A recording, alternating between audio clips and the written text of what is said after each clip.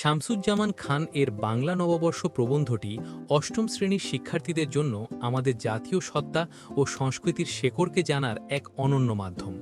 এই প্রবন্ধে লেখক কেবল একটি উৎসবের বর্ণনা দেননি, বরং দেখিয়েছেন কিভাবে এই নববর্ষ আমাদের বাঙালি জাতীয়তাবাদ ও সংগ্রামের প্রতীক হয়ে উঠেছে। চলো আমরা এই প্রবন্ধটির মূল কথাগুলো একটি দীর্ঘ ও বিস্তারিত আলোচনার মাধ্যমে বুঝে নিই। প্রবন্ধের শুরুতেই লেখক জানিয়েছেন, বৈশাখ মাসের প্রথম দিনটি হল আমাদের নববর্ষ। এটি কেবল আনন্দ উচ্ছ্বাসের দিন নয়, বরং প্রতিটি মানুষের জন্য কল্যাণ কামনার দিন। আমরা সবাই একে অপরকে শুভ নববর্ষ বলে সুখ শান্তি ও সমৃদ্ধি কামনা করি। তবে বাংলাদেশের প্রেক্ষাপটে এই নববর্ষ উদযাপনের পেছনে রয়েছে এক গভীর ঐতিহাসিক সংগ্রাম। পাকিস্তান আমলে যখন বাঙালির এই সংস্কৃতিকে পাকিস্তানি আদর্শের পরিপন্থী বলে আঘাত করা হয়েছিল, তখন বাঙালি তা মেনে নেয়নি। ধর্ম বর্ণ নির্বিশেষে সকল বাঙালি এই উৎসব পালনের দাবিতে সোচ্চার হয়ে ওঠে। ১৯৫৪ সালের নির্বাচনে যুক্তফ্রন্ট সরকার জয়ী হওয়ার পর শেরেবাংলা এ.কে ফজলুল হক নববর্ষে সরকারি ছুটি ঘোষণা করেন। যদিও পাকিস্তানি স্বৈরশাসকরা পরবর্তীতে তার রুখে দেওয়ার চেষ্টা করেছিল, কিন্তু বাঙালির প্রাণের উৎসবকে তারা দমাতে পারেনি। বাংলা সনের ইতিহাস নিয়ে লেখক কিছু গুরুত্বপূর্ণ তথ্য দিয়েছেন। অধিকাংশ ঐতিহাসিক মনে করেন মুঘল সম্রাট আকবর খাজনা আদায়ের সুবিধার্থে ১৫৫৬ সালে ৯৯২ হিজরি বাংলা সন চালু করেন। চান্দ্র হিজরি সনের সাথে ভারতের সৌর সনের সমন্বয় করে এটি তৈরি করা হয়েছিল।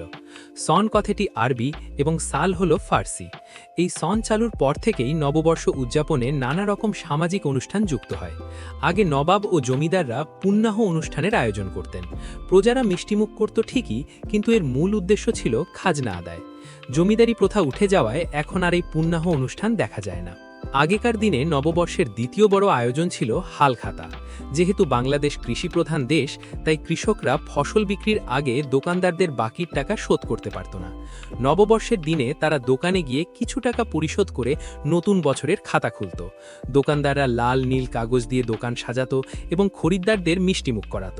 বর্তমান যুগে মানুষের হাতে নগদ টাকা থাকায় বাকিতে কেনাবেচা কমে গেছে, ফলে হালখাতার সেই জৌলুসও আর আগের মতো নেই। বৈশাখী মেলা নববর্ষের অন্যতম প্রধান আকর্ষণ। লেখক ঠাকুরগাঁওয়ের নেকমর্দ এবং চট্টগ্রামের মহামুনির মেলার কথা বিশেষভাবে উল্লেখ করেছেন।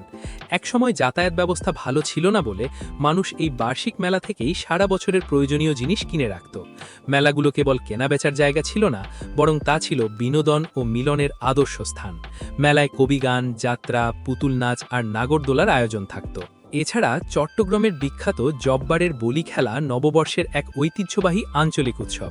১৯০৭ সাল থেকে চলে আসা এই কুস্তি খেলা আজও বিপুল জনপ্রিয়। প্রবন্ধে একটি চমৎকার মাঙ্গলিক অনুষ্ঠানের কথা বলা হয়েছে, যার নাম আমানি। এটি মূলত কৃষকের পারিবারিক অনুষ্ঠান। চৈত্র সংক্রান্তির রাতে এক হাঁড়ি পানিতে কাঁচা চাল ভিজিয়ে তাতে আমের কুচি ডাল বসিয়ে রাখা হয়। পরদিন সেই পানি সারা ঘরে ছিটানো হয় এবং বাড়ির সবাই সেই ভেজা চাল খায়। বাঙালির বিশ্বাস, এতে সারা বছর সুখ ও শান্তি বজায় থাকবে।